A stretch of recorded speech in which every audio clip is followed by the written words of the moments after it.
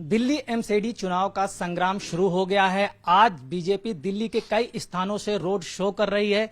BJP के प्रदेश अध्यक्ष भूपेंद्र चौधरी भी रोड शो करने हैं। आइए जानते हैं और उनसे बात करते हैं। अध्यक्ष जी, दिल्ली में बीजेपी एमसीडी में 15 साल सत्ता में काबिज है। क्या लगता है आपको दोबारा सत्ता की वापसी कर सकेगी? निश्चित रूप से मैं कह सकता हूं कि भारतीय जनता पार्टी हमेशा हमारे कार्यकर्ता जनता के विषयों को लेकर जनता के बीच में रहते हैं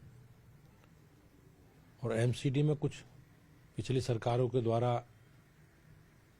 उसे विभाजित करके एमसीडी को उसकी शक्ति को कमजोर करने का काम सरकारों ने किया था। सरकार एक बहुत अच्छा प्रस्ताव एमसीडी के एकीकरण का लेकर आई है, तो निश्चित रूप से अब जनता की जो अपेक्षाएं हैं उस जनता की अपेक्षाओं को एमसीडी और अच्छे से बेहतरी से कर सकती है।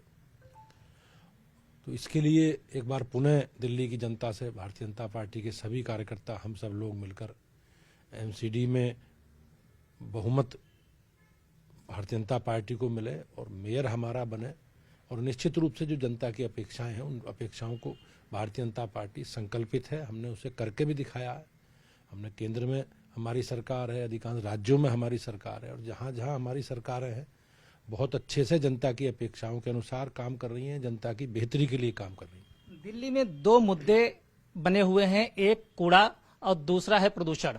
कूड़े पे केजरीवाल और आम आदमी पार्टी बीजेपी पे पलटवार कर रही, वहीं प्रदूषण को लेकर बीजेपी के नेता केजरीवाल पर प्रहार करें। आपको क्या लगता है कि बीजेपी सत्ता में लौटती है तो क्या दोनों समस्याएं हल कर पाएगी?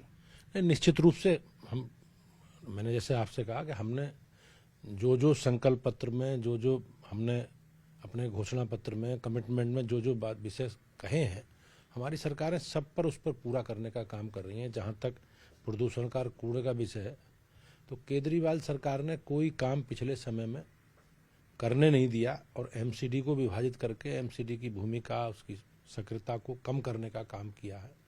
अब एमसीडी का स्वरूप सामने आया है तो निश्चित रूप से जो आपने विषय रखे हैं उन सब विषयों को पूरा करेंगे और जनता की बेहतरी के लिए, स्वच्छ दिल्ली, साफ सुथरी दिल्ली के लिए हम संकल्पित हैं।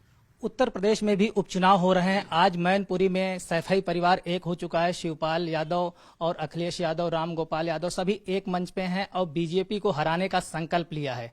क्या कहेंगे, बीजेपी की किस तरीके की तैयारी है वहां पे?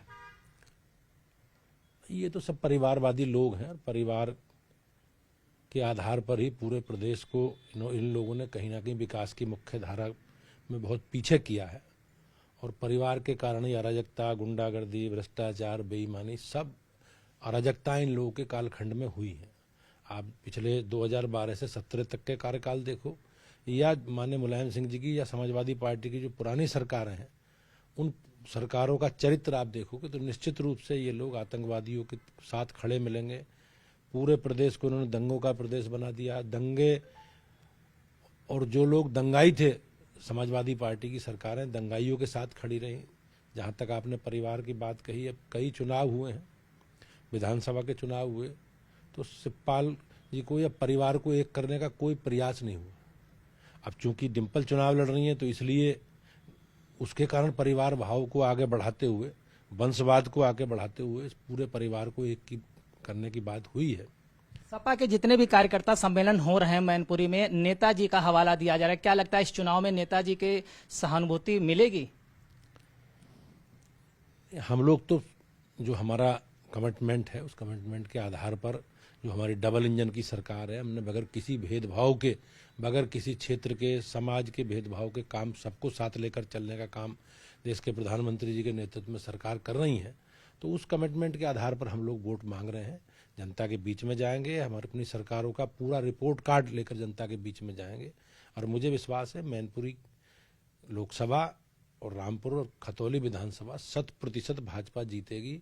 जहां तक इनकी परिवार की एकता का विषय है, परिवार के लिए जब आजमगढ़ लड़े धर्मेंद्र यादव तो परिवार शिवपाल जी अलग थे। कभी आज तक शिवपाल जी को स्टार प्रचारक नहीं बनाया, आपके स्टार प्रचारक बना रहे हैं। शिवपाल जी के घर घूम रहे हैं पर उन्हें मनाने का काम चल रहा है। तो निश्चित रूप से समाजवादी पार्टी अंदर से घबराई हुई है और मैनपुरी की जनता ने मन बना लिया कि इस बार समाजवादी पार्टी को मैनपुरी से भी हराना है और रामपुर और खतौली भी हराना। खतौली उपचुनाव पर रालोद के उतरते ही उसका एक नेता जो है वो आपके पाले में आ गया, क्या लगता है इससे बीजेपी को फायदा होगा? जिस तरह से उनका प्रत्याशी का चयन उन्होंने किया है, अब मदन भैया के बारे में तो सब लोग जानते हैं, पूरा प्रदेश जानता है उनके बारे में, और निश्चित रूप से खतौली की जनता का जो जीवन है वो बेहतर हुआ है। खतौली में अराजकता, गुंडागर्दी, चौथ वसूली, बेईमानी निश्चित रूप से योगी जी के नेतृत्व में हमने न्यूनतम समाप्त करने का काम किया। भ्रष्टाचार और अपराध को बिल्कुल समाप्त करने का काम किया। समाजवादी पार्टी मदन भैया को जिताकर या लड़ाकर क्या संकेत देना चाहती है, इसके बारे में तो निश्चित रूप से जनता जवाब देगी।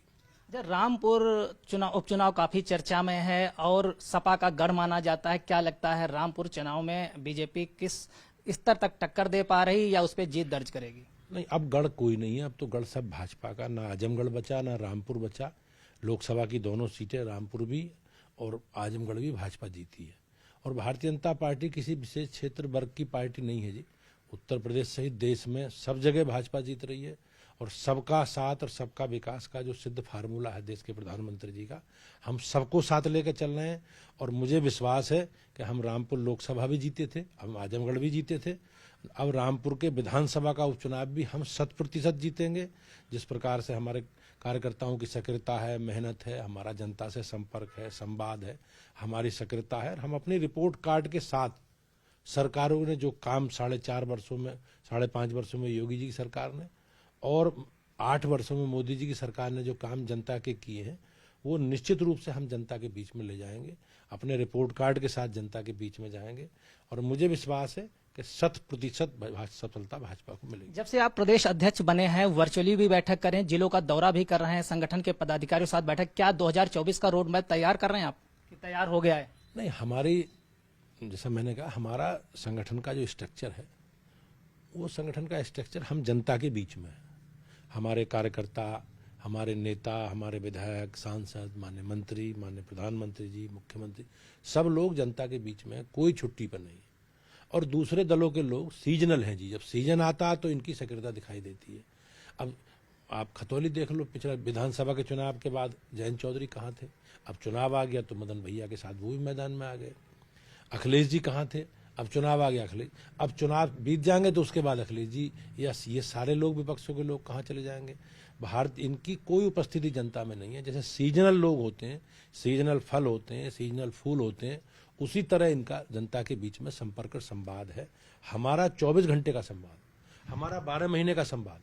ये थे हमारे साथ बीजेपी के प्रदेश अध्यक्ष भूपेंद्र चौधरी, जिनका कहना है एमसीडी चुनाव में भाजपा फिर से सत्ता पे काबिज होगी, साथ ही उत्तर प्रदेश के तीनों उपचुनाव पर बीजेपी जीत दर्ज करेगी। कैमरामैन प्रहलाद के साथ संदीप पांडे, न्यूज 18 दिल्ली।